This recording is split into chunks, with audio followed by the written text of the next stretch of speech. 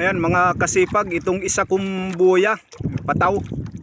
Ang tad ay parang nasa malayo na. Ayan, natangay na ng current yung agos. Baka hindi ko napansin na may kumagat na. Wala na kasi sa kanyang pwesto. So titingnan ko mga kasipag. Baka may kumagat na dyan, may kumain na sa pain natin. Ayan, titingnan ko.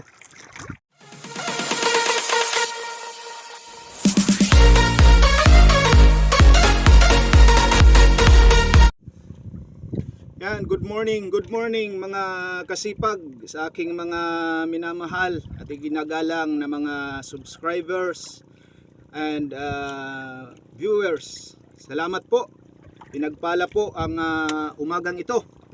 Yan. So nandito ako sa laot, sa may malalim na bahagi, at ang ilalim nitong kinalalagyan kong spot ay bahura o mga coral reef.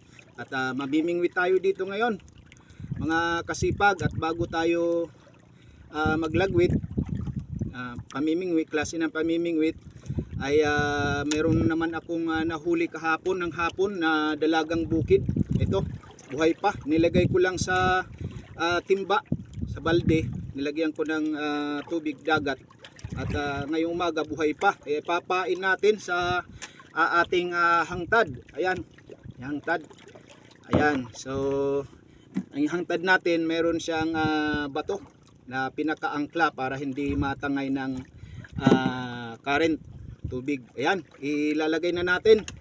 Ayan, so meron tayong apat na hantad ngayon na ilalagay. Sana makahuli pa tayo mamaya sa pamimingwit ko ng mga ipapain tulad ng dalagang bukid at iba pang maliit-lit na isda para kainin ng malalaki. Ayan, ilalagay na natin ang hantad mga kasipag. Ayan. So ayan po mga kasipag, nailagay na natin ang ating hantad, yung buya o pataw tawagin dito sa amin.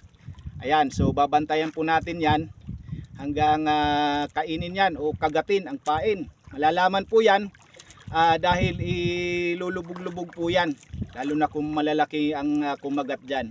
Ayan, so at saka natin lalapitan na, hahanguin na. Ayan, so babantayan po natin yan. Ayan, habang namimingwit tayo mga kasipag, babantayan po natin. Ayan mga kasipag, itong isa kong buya, pataw. Ang tad ay parang nasa malayo na. Ayan, natangay na ng current yung agos. Baka hindi ko napansin na may kumagat na. Wala na kasi sa kanyang pwesto. So titingnan ko mga kasipag. Baka may kumagat na dyan, may kumain na sa pain natin. Ayan, titingnan ko. Ayan mga kasipag, may kumagat na. Ayan, kukunin ko na. Ayan, yung pataw. Ayan, dali dali. Ay, yan, dali, sipag. Ayan o, yan, lapu-lapu. Yes, laki.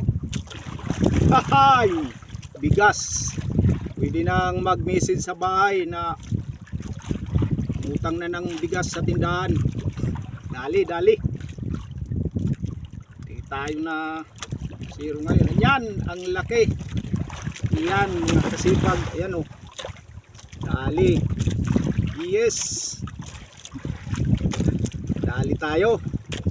Yan, hindi niya na ubos yung pain.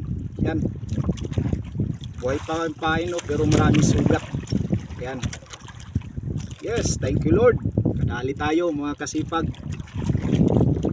Yan mga kasipag, may binabantay pa po tayong isang hantad, yung buya, yung pataw tawagin dito sa amin.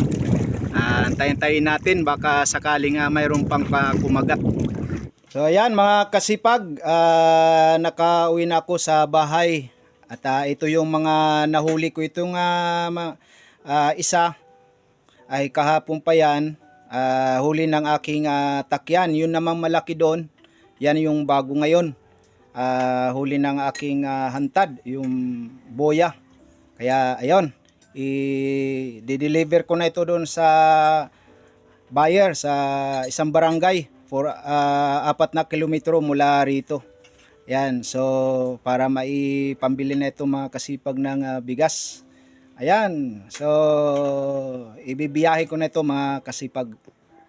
Ayan mga kasipag, di-deliver ko na itong mga huli kong lapu-lapo doon sa barangay Pinalangga, 4 na kilometro mula rito. Ayan, para maging pera na ito. Sige po mga kasipag.